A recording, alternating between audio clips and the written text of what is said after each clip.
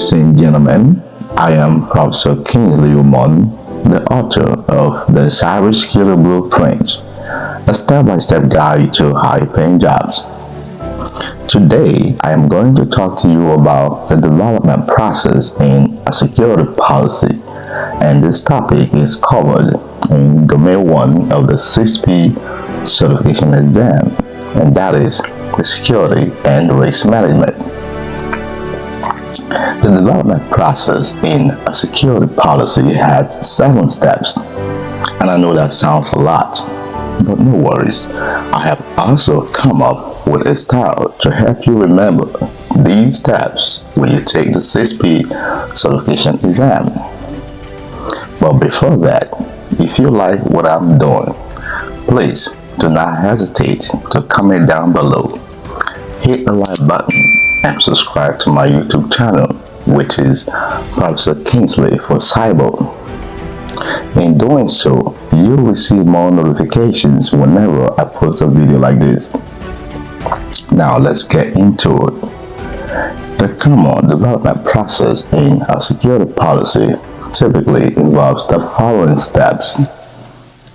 In fact, this is where I have the acronym for you, and if you can remember this acronym on the day of your exam, you're going to do just right. Now let's get into the acronym. The first 3 letters, I, A, D, and the first I is initiation. Everything begins with initiation. This is where you come up with the idea to start the security policy.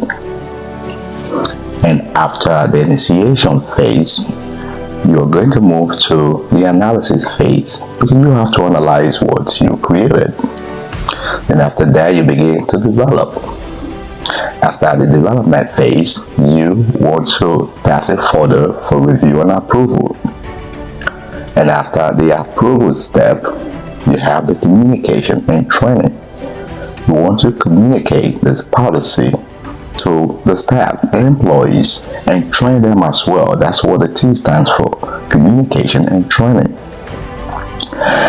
And after that, you want to make sure you implement and enforce the policy.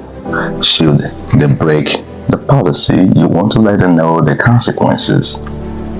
Then after that, you have the maintenance and review. This is when you begin to conduct a review on a specified date. The ISS word is going to test your understanding of the phases, and they also want to know if you comprehend what is actually happening in each of the phases.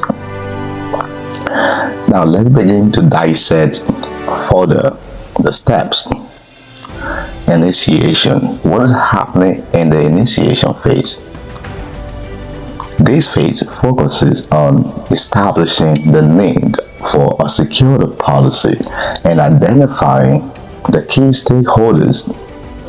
It also involves defining the scope, objectives, and constraints of the policy, as well as obtaining management support. You want to make sure you obtain the management support. If you don't do that, you're on your own. So now let's move on to the analysis phase. In this phase, a comprehensive analysis of the organization's policy requirement is conducted. It involves identifying potential threats, vulnerabilities, and risks, and assessing the impact of those risks on the organization's assets. This analysis forms the foundation for the policy's content. Then after that phase, we move to the development phase. What's happening in the development phase? During the development phase, the actual security policy is created. It includes defining the policy's purpose, scope, and specific guidelines. The policy should align with relevant laws, regulations, and industry best practices. Input from various stakeholders, including legal, IT, and HR teams, may be necessary. Now let's move on to the next phase, which is review and approval. Once the policy is developed, it undergoes a thorough review process.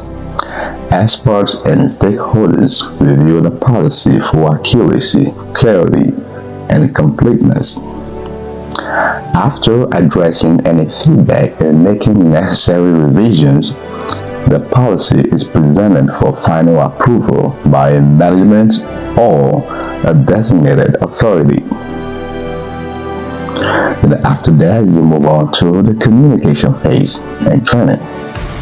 Once the policy is approved, it needs to be effectively communicated to all relevant personnel within the organization. Training programs and awareness campaigns should be conducted to ensure that employees understand the policy's requirements and their responsibilities in adhering to it. Then after that, we have the implementation and enforcement. In this phase, the policy is put into action. Necessary technical and administrative controls are implemented to enforce the policy's requirements. Monitoring mechanisms and audit processes are also established to ensure compliance, and appropriate disciplinary actions are defined for policy violations. Now let's try to see if we could answer the following 6B exam question based on what we just covered. The goal of the maintenance phase in a common development process of a security policy is what? A. Align with relevant laws, regulations, and industry best practices. Think about it. Option A cannot be the answer because to align with relevant laws, regulations, and industry best practices is covered in the development phase. I hope you remember that. Now let's see option B. To ensure that employees understand the policy's requirements and their responsibilities in adhering to it. Is that correct? No, that's not correct. So option B cannot be the answer because ensuring that employees understand the policy's requirements and their responsibilities in adhering to it. Now let's see if option C is correct. Monitor mechanisms and audit processes are established to ensure compliance, and appropriate disciplinary actions are defined for policy violations. Think about it. Option C cannot be the answer because monitoring the mechanisms, auditing processes, and ensuring that compliance and appropriate disciplinary actions are defined for policy violations are covered in the communication and training phase of the process. Now let's move on to the last option, which is what we have left. Review the document on the specified review date. And that is very correct.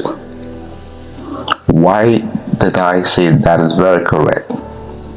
Because during the development process, the security policy is reviewed on the review date. Remember, I stated the specified date on the maintenance and review step. So during the development phase, the review policy, the security policy will be reviewed on the review date.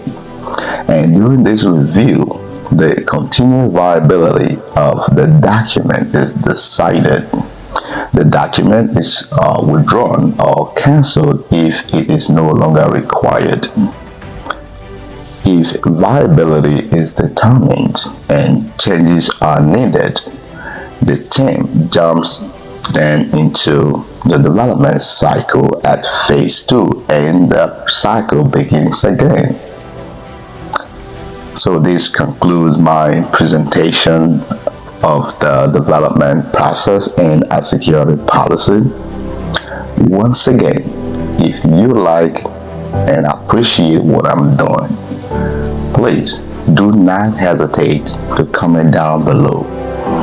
Hit the like button and subscribe to my YouTube channel so you can receive more notifications whenever I post a training video like this. You're gonna help me to grow my channel, yo. Peace out.